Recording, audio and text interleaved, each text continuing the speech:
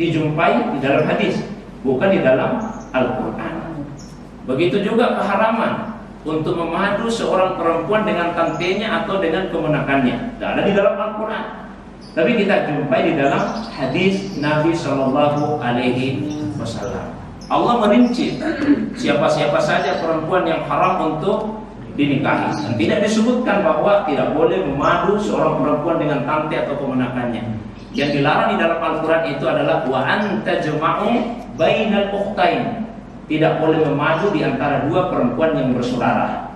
Nah, Rasulullah SAW memberikan penjelasan atau tasrik, ketetapan hukum yang sifatnya istiqlal mandiri.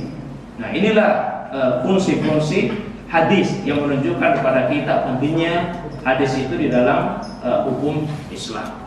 Nah, Bapak Ibu hadirin yang dimuliakan oleh Allah. Yang berikutnya, alasan yang sangat penting juga bahwa dengan mengkaji hadis Nabi SAW, kita akan mengetahui sebab-sebab atau salah satu penyebab perbedaan pendapat di kalangan para ulama kita. Sebelumnya itu perbedaan pendapat sebetulnya bukanlah satu masalah, tapi yang menjadi masalah cara menyikapi perbedaan pendapat tersebut. Saya katakan perbedaan pendapat bukan masalah karena perbedaan pendapat itu sejatinya sudah ada sejak di masa Rasulullah Sallallahu Alaihi Wasallam, bukan sesuatu yang baru. Para sahabat pun biasa berbeda pendapat. Jadi bukan perbedaan itu yang jadi masalah. Yang jadi masalah adalah cara menyikapi perbedaan pendapat. Saya berikan satu contoh yang sederhana. Pernah suatu ketika ada dua orang sahabat mengadakan perjalanan, mengadakan perjalanan. Ini diantaranya diceritakan di dalam kitab Sunan Abi Dawud. Dua sahabat itu mengadakan perjalanan. Dalam perjalanan tersebut masuk waktu salat zuhur.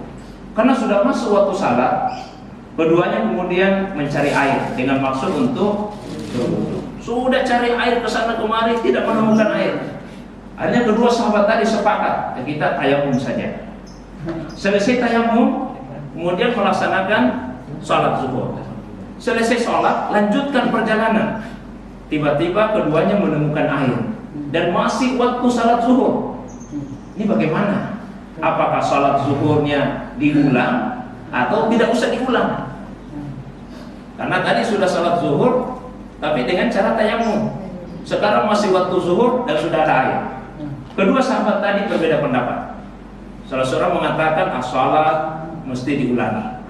Yang kedua mengatakan salat tidak usah diulang. Jadi ini sahabat Nabi tapi sudah punya perbedaan pendapat. Keduanya kemudian berdiskusi. Apa alasanmu? Sehingga mengatakan bahwa salat itu wajib diulangi. Alasan saya begini. Tadi kita salat dengan tayamum karena tidak ada air. Sekarang sudah ada air. Karena sudah ada air berarti salatnya wajib diulangi dengan cara wudu. Itu alasan saya. Sekarang giliran saya bertanya, kalau Anda apa alasannya? Sehingga mengatakan bahwa salat itu tidak usah diulang. Ya, kemudian balik bertanya, salat yang sudah kita kerjakan tadi itu sudah sah atau belum? Kata temannya, ya sudah sah. Kalau sudah sah, kenapa diulang? Yang diulang itu yang tidak sah. Nah, ya, jadi dua-duanya punya alasan. Ya sudah, kalau begitu kita pulang ke Madinah, tanya sama Nabi, mana yang benar? Jadi dua-duanya pulang ke Madinah, Pak.